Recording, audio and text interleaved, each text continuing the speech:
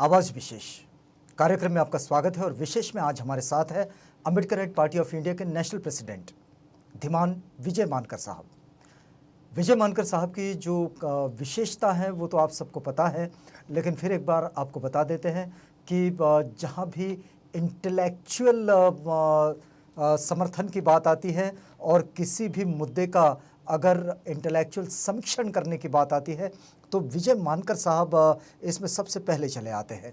आपको बताएं कि इस वक्त में एक बड़ा ही महत्वपूर्ण जो विषय है वो हमारे देश में जो हम सबको देखने को मिल रहा है, लेकिन बावजूद इसके इस पर कोई बात नहीं करना चाह रहा है। बहुत कम लोग हैं जो इस पर बातचीत करते हैं। हम आपको बताते हैं कि ये मुद्दा है मीडिया का। मीडिया को अगर हम इस पिछले 5-6 साल के पूरे परिप्रेक्ष्य में अगर हम मीडिया को देखें तो हमने ये ज़रूर देखा है कि मीडिया का जो चरित्र है वो अपने चरित्र को और अपनी जवाबदेही को वो खोता चला जा रहा है। बहुत थोड़े मीडिया हाउसेस हैं जो जनता के मुद्दों के साथ अपनी पत्रकारिता की जवाबदेही को निभा रहे हैं, लेकिन जिसे लोग मेनस्ट्रीम कहते हैं हम उसे मेनस्ट्रीम नहीं मानते।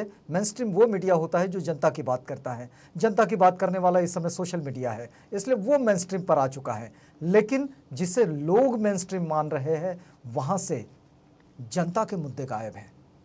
ऐसा क्यों हो रहा है? इस बात को समझने की इसलिए भी ज़रूरत है कि इस समय भारत की राजनीति जिस दौर से गुजर रही है उस दौर को भी समझना ज़रूरी है।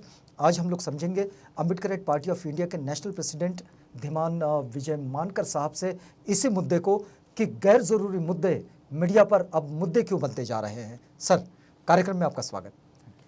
सर, बात एक बहुत महत्वपूर्ण बात है। मीडिया अपने आप में जिस तरह का होना चाहिए था, इस पर अब लोग खुलकर सवाल उठाने लगे हैं। आपको क्या लगता है? देखिए कि हम लोग पूरे विश्व में अगर देखें तो कोविड-19 के संक्रमण में, मतलब कोरोना के संक्रमण में हम लोग अभी दुनिया में दूसरे नंबर पर आ गए। मतलब जिसके लिए बात की जा रही थी कि हमने उसको नियंत्रित कर लिया है और उसके लिए थाली और ताली बजवाकर अब मीडिया में बड़ा प्रोपेगेंडा हुआ। दूसरी बात ये हुई कि देश में एक बड़ा महत्वपूर्ण क्राइसिस चल रहा है। एक तो टेंशन है इंडिया चाइना बॉर्डर का, जहां हम लोग वास्तविक नियंत्रण रेखा पर बड़ा तनाव महसूस कर रहे हैं, लेकिन उसके साथ साथ हम लोग इकोनॉमी पर जो प्रेशर देख रहे हैं उसका, और जिस तरह से देश में चाइनीज़ ऐप और चाइनीज़ बिजनेस और उनके साथ में एक्सपोर्ट इंपोर्ट के साथ होने वाला जो इंडस्ट्रियल जो हमारा व्यवहार है वो सब रुक रहा है। लेकिन इसके साथ साथ एक बात भी कही जा रही है, जबकि टेंशन बना हुआ है लेकिन मीडिया ये कहता है कि हमने ये जंग जीत ली है। तो जिस तरह से प्रोपेगेंडा खड़ा हो रहा है और उसके साथ हम लोग देखते हैं कि वास्तविकता कुछ और होती है। हम देखते हैं कि देश में इतने बड़े बड़े लोगों की हत्याएं हुई, लेकिन उन हत्याओं पर देश में कोई राजनीतिक प्रतिक्रिया जैसे होनी चाहिए थी, या फिर गवर्नमेंटल रिएक्शन जो आना चाहिए था, या फिर एजेंसीज़ का रिएक्शन आने चाहिए था, वो रिएक्शंस हम नहीं देखते। लेकिन हम सुशांत सिंह के जो कि एक्टर है और उनकी सुसाइड पर जिस तरह से इन दिनों जो प्रोपेगेंडा चल रहा है, तो हम मीडिया को किस तरह से देखें? क्या हम लोग ये समझे कि हमारे देश में मीडिया की समाप्ति हो चुकी है? क्या इस स्वीकृत कर लिया जाए? कैसा सोच रहे हैं आप? देखिए, सबसे पहली बात जो है जी, डेमोक्रेसी में एक वक्त तक ये माना जाता था कि media is the fourth pillar of democracy. ये पॉलिटिकल साइंस में सेटल्ड पोजीशन है। जी जी। लेकिन पिछले 10-20 सालों में पर्टिकुलरली भारत में और पूरे वर्ल्ड में, और भारत की यदि मैं बात करूँ तो पर्टिकुलरली मोदी गवर्नमेंट आने के बाद यानी पिछले 6 सालों में हम ये देख रहे हैं कि मीडिया आज जो है वो फोर्थ पिलर ऑफ डेमोक्रेसी नहीं है। तो ये फर्स्ट पिलर, मैं उसे कह रहा हूँ, ये first pillar of brahmanocracy and plutocracy है। First pillar of brahmanocracy and plutocracy है, यानी ब्राह्मणवाद, हिंदुत्ववाद और जो धनतंत्र है, जो जातीय पूंजीवादी लोग हैं, उनका प्रचार करने का जो है वो साधन ये मीडिया है आज के तारक। एक बात आपने कही, कास्टिस्ट कैपिटलिज्म, कैसा कह रहे हैं इसको? ये इसलिए कह रहा हूँ, देखिए आप मीडिया ओनरशिप देख लीजिए। हाँ हाँ, सुभाष चंद्रा हैं, अच्छा, जैन बंधु हैं, फिर चंद्रशेखर है, कर्नाटका वाले हैं जी, आप जितने भी मीडिया ओनरशिप को देख लीजिए, लीडिंग चैनल्स का इंडिया में, मैं इलेक्ट्रॉनिक मीडिया की बात कर रहा हूँ, वैसे आप न्यूज़पेपर्स में भी देख सकते हैं। अगर मैं इंग्लिश के कुछ 2-4 पेपर्स को यदि छोड़ दूँ, अगर मैं द हिंदू को छोड़ दूँ, डेक्कन हेराल्ड को छोड़ दूँ और इंडियन एक्सप्रेस को छोड़ दूँ, पायनियर को छोड़ दूँ प्रिंट मीडिया में, तो इंग्लिश मीडिया में स्टैंडर्ड नहीं रहा है।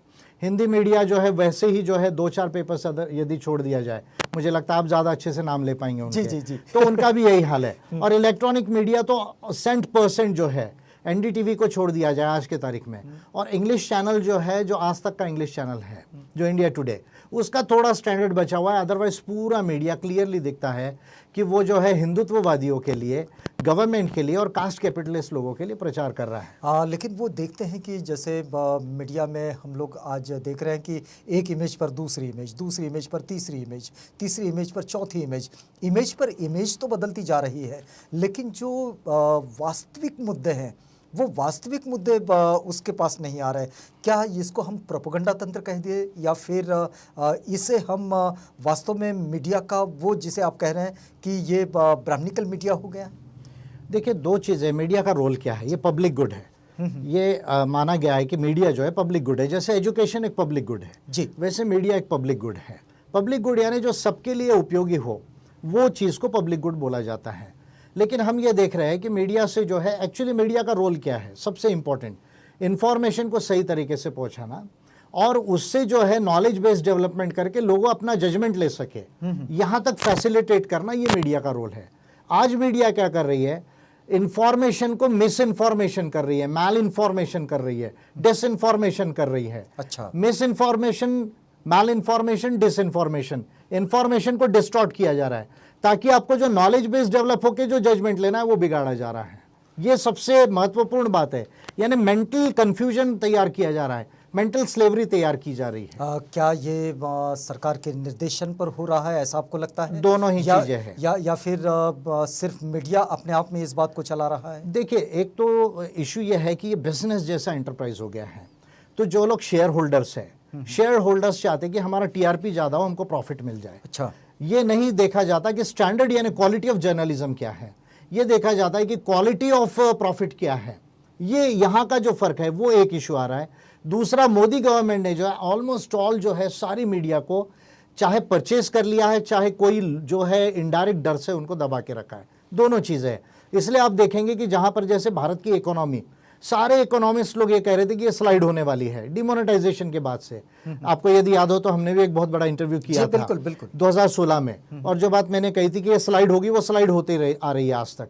लेकिन आप देखेंगे कि आज तक जब तक सेंट्रल स्टैटिस्टिकल ऑर्गेनाइजेशन ने -23.9% डिक्लेयर नहीं किया, तब तक कह रहे थे कि नहीं सब ठीक है, सब ठीक हो जाएगा।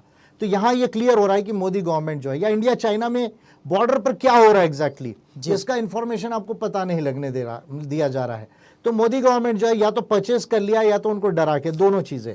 तो क्या उस इमेज को, जो वास्तविक इमेज है, उस इमेज पर कोई दूसरी इमेज को सुपरस्टिशन किया जा रहा है? इस पर उसको जो है, जो रियल बातें हो रही है वो आपको डिस्टॉर्ट करके दिखाई जा रही है, और आपको केवल वही दिखाया जा रहा है जो उनके काम की चीज़ है। जैसे सुशांत का केस है, सुशांत के केस में पर्टिकुलरली शिवसेना की जो गवर्नमेंट है उसको टारगेट करना है, इसलिए सुशांत के केस में आप देखिए कंगना रनावत को आगे लाया, उसको वाइस सिक्योरिटी दी, और फिर उसको बॉम्बे भेजने की तैयारी है। यानी जो नॉन इशू है उसको इशू बनाया जाए, क्योंकि उसका पॉलिटिकल ऑब्जेक्टिव कुछ और है। तो जो एक्चुअल रियल नहीं है उसको दिखाने का प्रयास किया जा रहा है, और जो रियल है उसको डिस्टॉर्ट करके दिखाया जा रहा है। नहीं, तो ये पॉलिटिक्स किसका है? ये क्या मीडिया का पॉलिटिक्स है, या फिर इसे थ्रॉट पॉलिटिक्स कहा जाए? ये रूलिंग क्लास का पॉलिटिक्स है। अगर आज के तारीख में कहूँ तो आरएसएस बीजेपी का पॉलिटिक्स है। ऐसा आप जो इस मुद्दे के साथ जोड़कर देख रहे हैं, क्या यही बात हम लोग इंडिया चाइना टेंशन जो एलएसी पर चल रहा है उसके भी संदर्भ में ये देखिए, इंडिया चाइना का जो टेंशन है एक बहुत बड़ा जो है ब्रॉड इशू है।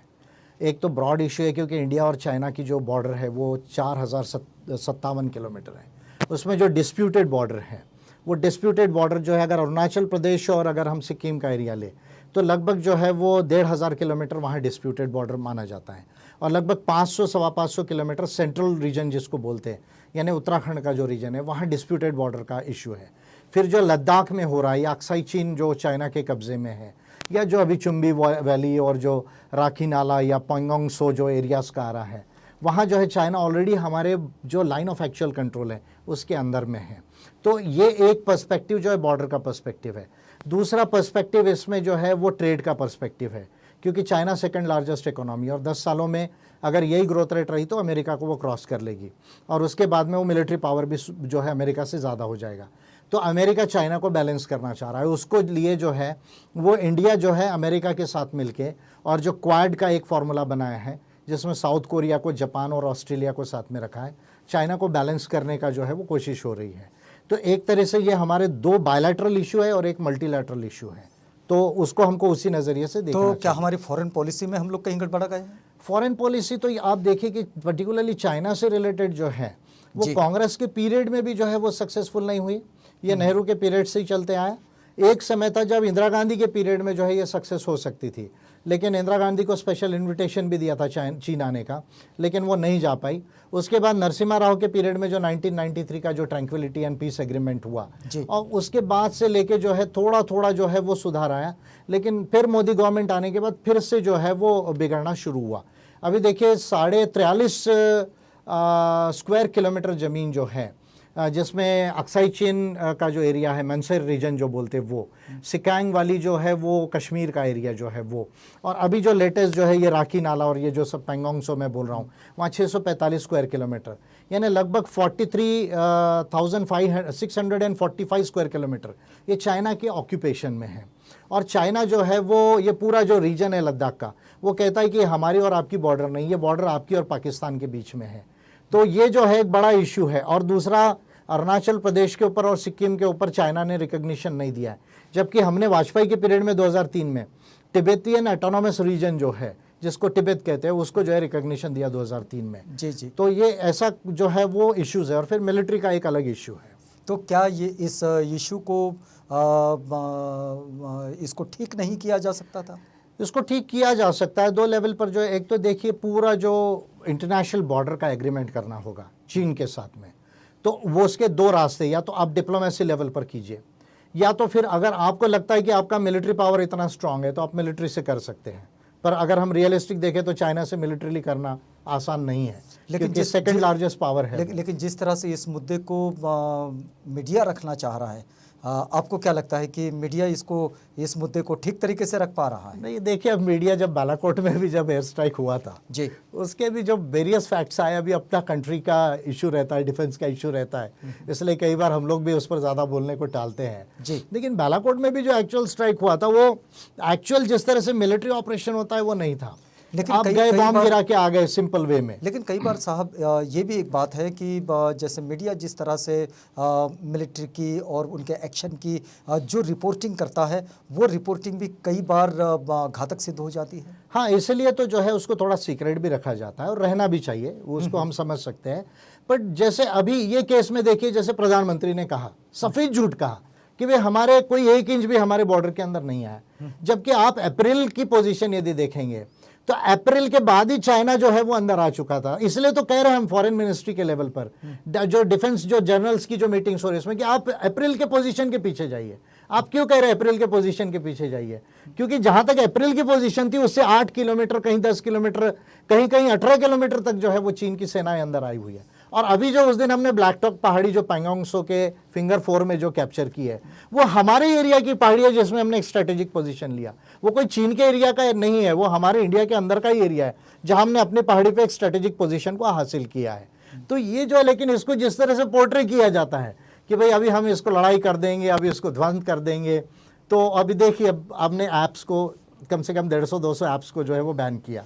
और फिर बाद में जो है सलमान खान जो वीवो के जो ब्रांड एम्बेसडर है, उसको आरएसएस का जो पांचजन्य जर्नल है, उन्होंने ड्रैगन खान जो है करके उन्होंने उसको ये प्रचारित किया।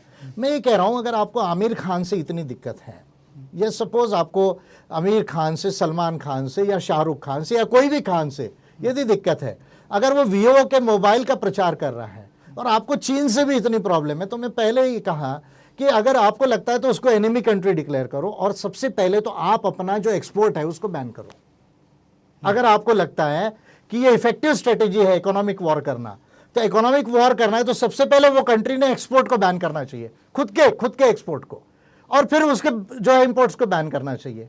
अभी चाइना का जो इंपोर्ट है हमारे इसमें 85 बिलियन डॉलर्स का है, और हमारा जो है लगभग जो है 15-20 बिलियन डॉलर्स का है। अभी भी 55 बिलियन डॉलर्स के आसपास का डिफरेंस है, ज़्यादा भी हो सकता है, कम भी हो सकता है अभी सिनेरियो में। तो ये जो है, लेकिन इसको स्टंट कर रहे हैं, ऐप्स को बैन करके स्टंट कर रहे हैं। मान लीजिए आमिर खान को टारगेट करके जो है वो स्टंट किया जा रहा है, एंटी मुस्लिम किया जा रहा है। चाइना को जो इस तरह से बताने का प्रयास किया, मीडिया की बात कर रहा हूं मैं, अगर चाइना इंडिया पर अटैक करता है तो हम सब मिलकर चाइना से लड़ेंगे, ये हमारा पोजीशन है भारत तो के नागरिकों इस इकोनॉमिक वॉर में मीडिया का पोजीशन कैसे दिख रहा है हमें? मीडिया का पोजीशन जो है वो भारत की जो बिजनेस कम्युनिटीज़ है और मोदी गवर्नमेंट है उसको सपोर्ट करने का दिख रहा है। अभी जो बात जो चल रही है कि जिस तरह से हम लोग चाइना से अपने सारे संबंध तोड़ दें, आप कह रहे हैं कि भाई हमने अपना एक्सपोर्ट तो बंद नहीं किया और इंपोर्ट पर हम लोग बहुत बैन लगा रहे हैं, तो आपको क्या लगता है कि इस पूरे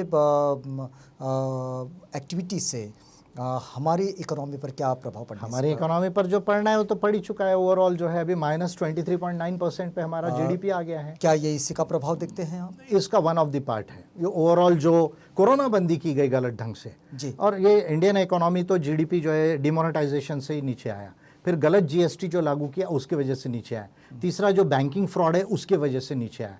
3 प्रमुख कारण है और चौथा कोरोना बंदी है।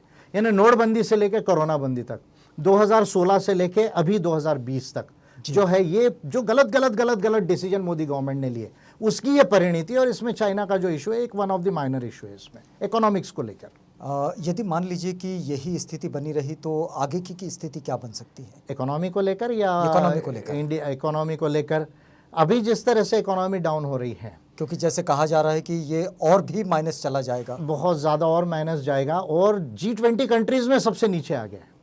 यानी G20 कंट्रीज़ में यूरोपियन यूनियन की 27 कंट्रीज़ को यदि आप पकड़े तो वो G20 नहीं, G46 G47 होता है।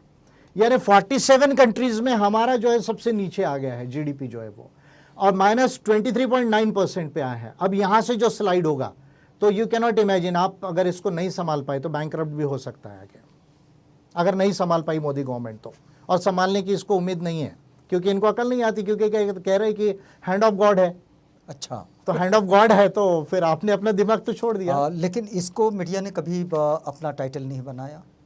वो इसलिए नहीं बनाएंगे क्योंकि वो चाहते हैं कि मोदी गवर्नमेंट जो भी गलती करे उससे जो भी देश को लॉस हो, क्योंकि इनको देश से तो कुछ लेना देना नहीं, जनता से कोई लेना देना नहीं है, इनको तो लेना देना है चंद लोग और चंद फैमिलीज के पावर से और पैसे से। तो उसको प्रोजेक्ट करने के लिए, उसको मेंटेन करने के लिए वो गलत तरह का जो है वो एजेंडा को चलाती है, गलत तरह की डिबेट्स को चलाती है, गलत तरह के जो है वो आपके पूरी न्यूज़ेस को चलाती है या एपिसोड्स को चलाती है। आपको क्या लगता है कि इस प्रैक्टिसिंग में जो मीडिया ये जो प्रैक्टिसिंग कर रहा है, आपको क्या लगता है कि लोकतंत्र की स्थिति क्या बनेगी आगे चलकर? नहीं, लोकतंत्र के लिए तो ये जो मीडिया है वो घातक है। लोकतंत्र इससे इम्प्रूव नहीं होगा क्योंकि डेमोक्रेसी के जो डिमांड होती है वो तो बहुत ज़्यादा होती है। देखिए, आपके जो राइट्स है, फंडामेंटल राइट्स है, ह्यूमन राइट्स है, फिर डेवलपमेंट की बातें हैं, डिस्क्रिमिनेशन की बातें हैं, प्रॉपर रिप्रेजेंटेशन की बातें हैं, प्रॉपर पॉलिसीज़ की बातें हैं, पर्टिकुलरली नॉलेज का डेवलपमेंट के लेवल पर, साइंस एंड टेक्नोलॉजी के लेवल पर डेवलपमेंट, कंट्री और वर्ल्ड के लेवल की बातें हैं। ये सारी चीज़ों को अगर सही ढंग से मीडिया यदि नहीं दिखाएगा तो भारत के नागरिकों को कभी ये बात समझ में नहीं आएगी। तो उनको इन्फॉर्मेशन और नॉलेज ही सही नहीं होगा तो उनका जो इंटेलेक्चुअल लेवल है वो डेवलप नहीं होगा। तो इन्फॉर्मेशन सोसाइटी में हम तो जी रहे हैं, पर इंडिया में डिसइन्फॉर्मेशन सोसाइटी बनाई जा रही है। नॉलेज सोसाइटी का युग तो आ रहा है, समय तो आया है, पर भारत के लोगों को जो है वो नॉलेजेबल सोसाइटी ना बनने दिया जाए। ये मीडिया का जो है वो परिणति डेमोक्रेसी से एनरिच नहीं होगी, केवल रूलिंग क्लास का जो है वो पावर जो है बनाए रखने का ये मैकेनिज्म है, तंत्र है। एक अम्बेडकरेट पार्टी ऑफ इंडिया के लीडर के रूप में आप क्या कहेंगे कि भाई इस तरह की जो समस्या है, इस समस्या से निजात कैसे पाई जाए? देखिए, जूलिया केज करके एक पॉलिटिकल साइंटिस्ट है फ्रांस की, अच्छा लेडी है, उसने इस पर काफ़ी रिसर्च किया है। सेविंग द मीडिया करके जो है किताब ही लिखा है उन्होंने, और उन्होंने बड़े अच्छे कुछ सॉल्यूशंस दिए हैं इसके अंदर में। Julia Cage French research scholar है, पॉलिटिकल साइंटिस्ट है। उन्होंने ये बात कही है कि मीडिया पब्लिक गुड है, और पब्लिक गुड यदि कोई भी चीज़ को रखना है तो आप देखिए जैसे हार्वर्ड यूनिवर्सिटी भी है या अमेरिका की यूनिवर्सिटीज़ भी हैं, तो वो यूनिवर्सिटीज़ में प्राइवेट इन्वेस्टमेंट है लेकिन वो प्रॉफिट के लिए नहीं है। अगर आप उसका मॉडल देखेंगे तो वो कॉरपोरेशंस जैसे, कंपनी जैसे जो है वो प्रॉफिट नहीं कमाते हैं, जबकि उनका मैनेजमेंट इकोनॉमिक्स के आधार पर है। तो जूलिया केज ने जो सोल्यूशन दिया है उसको मैं बताऊंगा, और एक दूसरा सोल्यूशन साथ में मैं इसको बताऊंगा। दो बातें मैं कहूंगा, इसको नॉन प्रॉफिट मीडिया ऑर्गेनाइजेशंस बनाना पड़ेगा, पहली बात। दूसरा, डाइवर्सिटी का लॉ बनाना पड़ेगा, ये दूसरी बात। ये दो सॉल्यूशंस को मिलाकर मैं बता रहा हूं। एक सॉल्यूशन जूलिया केज का है, एक सॉल्यूशन मैं साथ में दे रहा हूं आपको। नॉन प्रॉफिट मीडिया ऑर्गेनाइजेशंस का मतलब ये है कि joint stock share holder companies जो है वो रहे, साथ में फाउंडेशन रहे, यानी जिस तरह के एनजीओज होते हैं या ट्रस्ट होती है उस तरह का फाउंडेशन रहे, ये दोनों का रिप्रेजेंटेशन उसमें रहे। और शेयर होल्डिंग में जो लोग पैसा लगाएंगे, चाहे वो पैसा कितना भी लगाए, उनका जो शेयर का परसेंटेज है वो 33% से ज़्यादा वोटिंग राइट नहीं होना चाहिए, और बाकी का जो है 33% के आसपास जो है वोटिंग राइट फाउंडेशन के लोगों का होना चाहिए, वो भी पैसा लगाते हैं। और 33% के आसपास जो है, जो आप वर्कर्स है, जो आप जैसे मान लीजिए आप एंकर है या कोई आपके कैमरामैन है, जो भी वर्कर्स है जो मीडिया को एक्चुअली रन करते हैं, उनको 33% वोटिंग राइट्स दिए जाने चाहिए। इससे क्या होगा, चाहे वो पैसा उसका 50% 60% भी लगे, लेकिन उसका वोटिंग राइट 33% होगा। तो डिसीजन मेकिंग में जो है, एक पहली बात जो है, जो मोनोपोलाइजेशन होता है केवल बिजनेसेस के लिए, वो जो है इसमें रुकेगा। ये एक प्रैक्टिकल मॉडल है। इसी तरह का प्रैक्टिकल मॉडल जो है थॉमस पिकेटी ने इकोनॉमिकल कंपनीज के लिए, इकोनॉमी के लिए भी दिया है, उसके ऊपर शायद मैं अलग विषय में बात करूंगा। और ये एक बहुत बड़ा प्रैक्टिकल मॉडल माना जा रहा है, क्योंकि यदि आप 1 शेयर 1 वोट अगर आप फॉर्मूला ला लेंगे, तो जिसके पास 100 शेयर खरीद लेगा तो उसके पास 100 जो है वो वोटिंग आएगा, तो फिर बाकी लोगों का उसमें जो है डेमोक्रेटिक जो राइट है वो समाप्त हो जाएगा। दूसरा जो है, साउथ अफ्रीका के एग्जाम्पल से हम ये सीख सकते हैं कि वहाँ मीडिया के डाइवर्सिटी का एक कमीशन है और मीडिया के डाइवर्सिटी का लॉ है।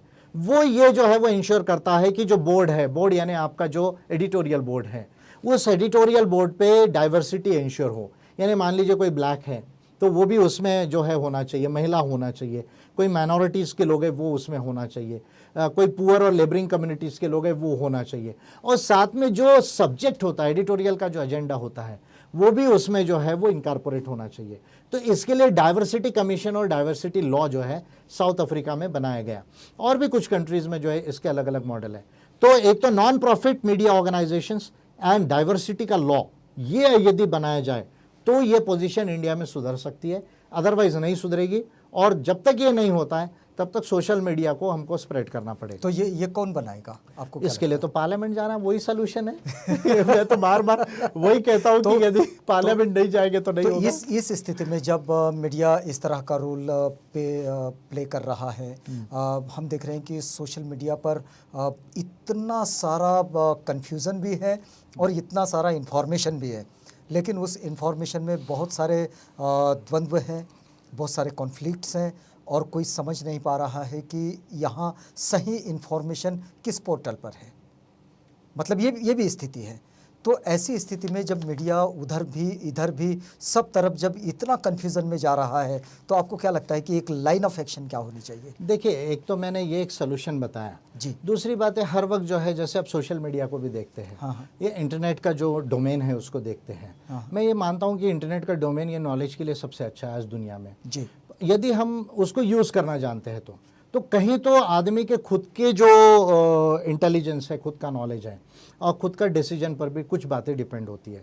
वो तो आप कितना भी मीडिया, चाहे सोशल मीडिया सुधार ले, चाहे आप मेन स्ट्रीम मीडिया को सुधार ले, पर क्या सही है क्या गलत है इसका जजमेंट लेना जब तक मुझे नहीं मालूम वो तो जिसके पास जाएगा, हाँ उसको। तो अगर आप देखिए इंटरनेट प्लेटफॉर्म में गूगल एक बहुत बड़ा प्लेटफॉर्म है जी, जिसमें से आप एक्चुअल नॉलेज को सर्च कर सकते हैं अगर आप चाहे तो। और अगर आप सोशल मीडिया या मेन स्ट्रीम मीडिया में कुछ सही गलत भी हो रहा है तो आप वहाँ से जो है वो उसको पिकअप कर सकते हो। या इंटरनेशनल मीडिया कुछ फेयरवे में रिपोर्ट कर रहा है, जैसे BBC है, अल जजीरा है जो कर रहे हैं, या आप मान लीजिए CNN है, फॉक्स न्यूज़ है, तो इस तरह के जो इंटरनेशनल ली मॉन्डे है, तो ये कुछ तरह से फेयर जो वे में जो है वो रिप्रेजेंट कर रहे हैं, तो वहाँ से भी आप ले सकते हैं अगर आप चाहें। तो आपको क्रॉस कन्फर्म ही करना है कि क्या चीज़ें सही है गलत है, तो इंटरनेशनल मीडिया से कर सकते हो। और सबसे अच्छा बेटर वे तो जो है कि आप गूगल में जाके जो है नॉलेज के डोमेन में जाकर निकाल के पढ़ के अगर समझेंगे तो जल्दी समझ में आएगा।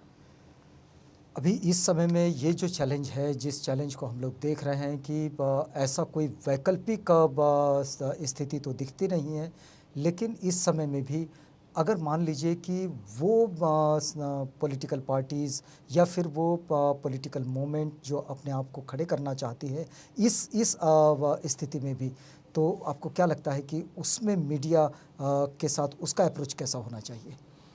नहीं, इसके अगर इलेक्शन के पॉइंट ऑफ व्यू से मैं बोलूं तो फिर इसके लिए जो है एक मीडिया के लिए इलेक्शन लॉ बनाने की ज़रूरत है अलग से, यानी जो मैं डाइवर्सिटी का लॉ बोला उसके अलावा। नहीं तो ये पूरे समय ये जो प्रोपेगेंडा चलता है, ये प्रोपेगेंडा वो बंद नहीं होगा, इलेक्शन पॉइंट ऑफ व्यू से ही चलता है। नहीं होगा बंद जब तक आप इलेक्शन लॉ में उसका प्रोविजन नहीं करेंगे।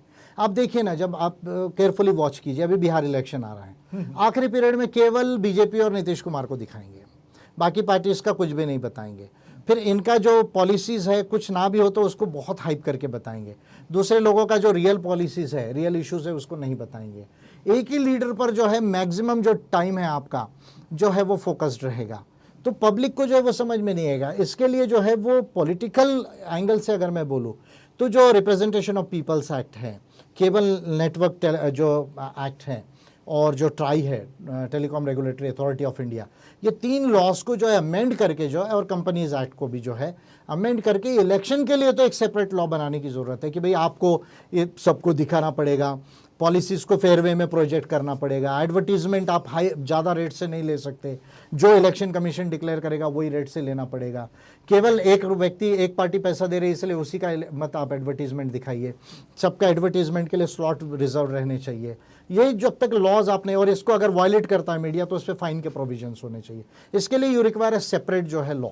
मैं ऑलरेडी जो 10 बिल दिए उसमें मैंने प्रोविजन किया है इसका। अच्छा, अभी अगर हम लोग इस बातचीत को अगर समेटना चाहें, इसको समराइज़ करना चाहें, तो ये जो इकोनॉमी का इशू है, ये जो इंडो चाइना का टेंशन का इशू है, और मीडिया का ये जो रोल है, इन सब चीज़ों को अगर हम इस वक्त में देखना चाहें, समझना चाहें, कितनी आशाएं देखते हैं आपकी, इसमें क्या स्थितियाँ बन सकती हैं? जीवन तो उम्मीद पर ही कायम है वैसा देखा जाए तो लेकिन थोड़ा वास्तविकता से यदि हम देखें जी, तो इकोनॉमी को मैं संभलते हुए नहीं देख रहा हूँ, क्योंकि इसके लिए जो इकोनॉमिकल पॉलिसीज़ लगती की समझ लगती है वो मोदी गवर्नमेंट को नहीं है, और ये जो हमारी फिनेंस मिनिस्टर मैडम है, जी जी जी, तो सॉरी टू से, पर उनको भी she is not an economist par excellence, और मोदी जी को तो ये सब चीज़ें समझती नहीं, उनको तो केवल जुमलेबाजी आती है। तो इकोनॉमिक सिनारियो को मैं बहुत ब्राइट नहीं देखता, और 6 महीने नहीं, साल 2 साल भी, और यदि और ज़्यादा गलती की तो बहुत ज़्यादा बैंक्रप्सी का पोजीशन आ सकता है, ये मैं आज ही वार्न कर रहा हूँ।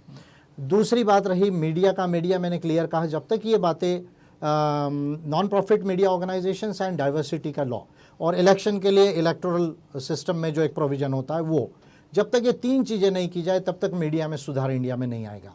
ये दूसरी बात मैं कहना चाहता हूँ। इंडो चाइना को लेकर मैं कहना चाहता हूँ कि the 21st century belongs to Asia, ये जो है, क्योंकि देखिए ब्रिटिश रूल आने के पहले मुगल पीरियड में यदि आप देखेंगे तो इंडिया और चाइना का एक्सपोर्ट वर्ल्ड में 40% था, यानी ग्लोबल जीडीपी का 40% इंडिया और चाइना कमांड करते थे। अभी जो है जिस तरह से चाइना 2nd नंबर का कंट्री बन गया है वर्ल्ड में, इंडिया आज नहीं कल 3rd नंबर पे आने वाला है। अभी हम लगभग मान लीजिए आप कुछ पैरामीटर्स इकोनॉमी मिलिट्री के मिलाए तो हम 5th 6th 7th के बीच में है। अगर हम ह्यूमन डेवलपमेंट इंडेक्स को या ह्यूमन स्किल्स को डेवलप कर ले तो हम भी 3rd पे से आ सकते। कल का जो रेस है 2040 के बाद का, अगर हम ठीक पॉलिसीज़ को अडॉप्ट करें तो ये रेस चाइना और इंडिया के बीच का है। अमेरिका 3rd पर जाएगा आफ्टर 2040, प्रोवाइडेड हम 2 कंट्रीज़, बड़े कंट्रीज़ युद्ध ना करें। अमेरिका ये चाहता है कि इंडिया और चाइना का युद्ध हो जाए, क्योंकि इंडिया और चाइना का यदि युद्ध होता है तो वो अमेरिका को सूट करता है, और जो 2 सुपर पावर आने वाले वो ख़त्म हो जाएंगे आपस में। तो इंडिया और चाइना को अपनी जो कॉन्फ्लिक्ट्स है उसको डिप्लोमेसी से रिजॉल्व करना चाहिए, मिलिट्री एक्शन के तरफ एक दूसरे को नहीं जाना चाहिए। और भारत के अंदर में जो आरएसएस बीजेपी है, क्योंकि जो 60 लाख के ऊपर भारतीय अमेरिका में है उसमें मोस्टली जनरल कम्युनिटी के लोग हैं, और अभी आप देखेंगे कि वो कहीं ना कहीं रिपब्लिकन पार्टी जो अमेरिका की है, इंडिया के, महाराष्ट्र की नहीं, उसके अंदर में बहुत सारे लोग वो जुड़े हुए, कुछ डेमोक्रेटिक पार्टीज़ में जुड़े हुए हैं, यानी वहाँ के पॉलिटिकल डिस्पेंसेशन में और इकोनॉमिक डिस्पेंसेशन में उनका रोल है, इंटरवेंशन है। तो ये लोग चाहते हैं कि अमेरिका से अलायंस हो, इसराइल से अलायंस हो। अगर ऐसा होता है तो चाइना के साथ वॉर आज नहीं कल होने की परिस्थिति आएगी। जो 60% आबादी एशिया में रहती है वो उसके लिए अच्छा नहीं होगा, दुनिया के लिए अच्छा नहीं होगा। तो इंडिया को अमेरिका के झांसे में ना जाते हुए, यदि मैं 62 का वॉर भी कहूँ तो CIA के वजह से 62 का वॉर हुआ था। इसके हिस्ट्री में यदि कोई जाएंगे तो IB चीफ जो मलिक थे उनको कैसे CIA ने मैनेज किया, नेहरू का डिसीजन कैसे बिगाड़ा गया, इसके ऊपर काफ़ी बुक्स है, रिसर्च है, अभी मैं नहीं बोल रहा हूँ। तो ये सेकंड थर्ड वर्ल्ड वॉर की तरफ ना जाए, इंडिया और चाइना जो है वो मिल के डिप्लोमेसी से इसको सॉल्व करे, तो मैं समझता हूँ कि ज़्यादा अच्छा होगा। पर ये पोजीशन मोदी गवर्नमेंट रहते रहते थोड़ा कॉन्फ्लिक्ट आएगा, इकोनॉमी डाउन में जाएगी। मीडिया में ऑलरेडी बता चुका हूँ, इंडिया चाइना पॉलिटिकल डिसीजन पर डिपेंड है। ऐसा है कि संसार में कोई भी कॉन्फ्लिक्ट हो, उस कॉन्फ्लिक्ट को डायलॉग के ज़रिए रिसॉल्व किया जा सकता है। मानकर साहब एक बात को रखना चाहते हैं कि यदि कोई राजनयिक डायलॉग हो तो फिर इसका समाधान बेहतर तरीके से आएगा, और एक उम्मीद तो है। मानकर साहब ये भी कहते हैं कि भाई उम्मीद पर तो दुनिया कायम है, और ये सब जानते भी हैं, मानते भी हैं, लेकिन जिस प्रोपेगेंडा के साथ इस समय मीडिया आगे बढ़ा है वो बड़ी चिंता का विषय है। और इसी चिंता को हमने आपके समक्ष रखा कि गैर ज़रूरी मुद्दों पर मीडिया आगे बढ़ रहा है, लेकिन ज़रूरी मुद्दों को वो पीछे क्यों छोड़ रहा है, ये पीछे क्यों छोड़ रहा है, इसका जवाब हम मानकर साहब से ले रहे थे। मानकर साहब, आप हमारे साथ आए और हमसे बातचीत की, आपका बहुत बहुत धन्यवाद। आप बने रहिएगा आवाज़ इंडिया के साथ, प्रोग्राम आगे भी जारी है।